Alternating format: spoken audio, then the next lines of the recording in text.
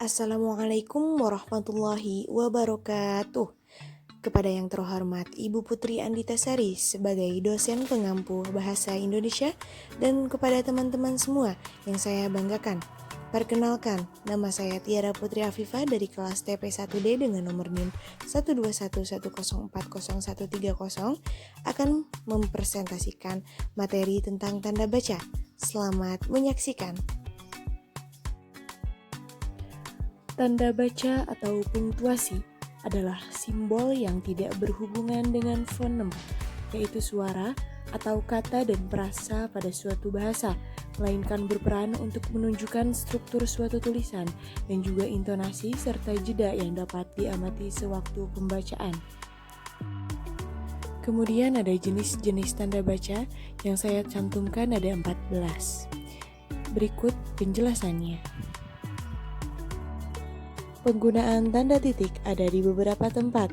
Yang pertama untuk penanda akhir kalimat, yang kedua pemisah angka pada penanda waktu yaitu jam, menit, dan detik, yang ketiga tanda di penulisan bagan atau daftar, yang keempat penunjukan jangka waktu, kelima memperjelas jumlah, dan yang terakhir peran dalam penulisan referensi.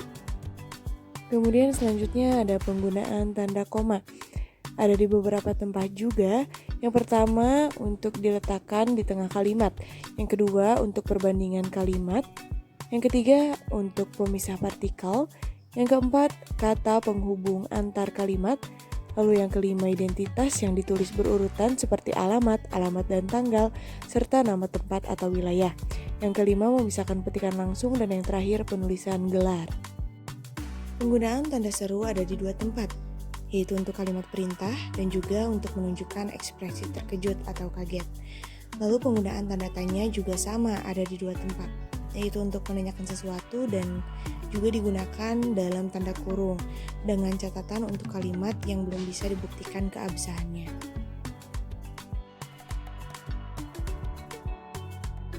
Selanjutnya penggunaan tanda titik koma ada di dua tempat, yaitu untuk memisahkan bagian kalimat dan juga untuk memisahkan kalimat setara. Dan penggunaan tanda titik dua. Yang pertama untuk pernyataan lengkap, yang kedua untuk sesudah kata atau ungkapan, yang ketiga di antara identitas penerbit, ayat dalam kitab suci dan dalam daftar pustaka, dan yang terakhir untuk dialog dalam teks drama. Kemudian penggunaan tanda baca elipsis atau titik-titik.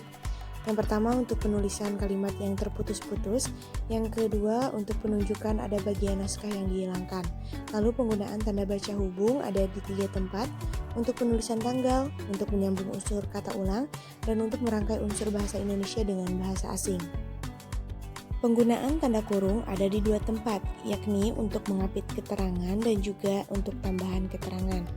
Lalu penggunaan tanda kurung siku saya hanya mencantumkan di 1 tempat, yakni untuk mengapit huruf, kata, atau kelompok.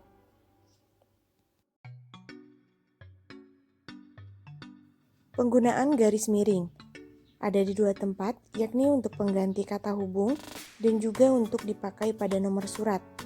Lalu penggunaan garis apostrof ada di 2 tempat juga, yakni untuk penggunaan kata khusus seperti surat dalam Al-Quran dan juga untuk menunjukkan penghilang bagian kata.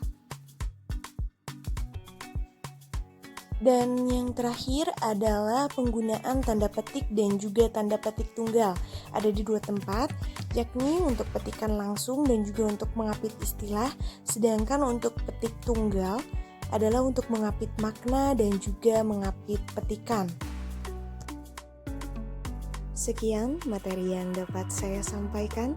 Kurang lebihnya mohon dimaafkan dan terima kasih telah menyaksikan. Wassalamualaikum warahmatullahi wabarakatuh.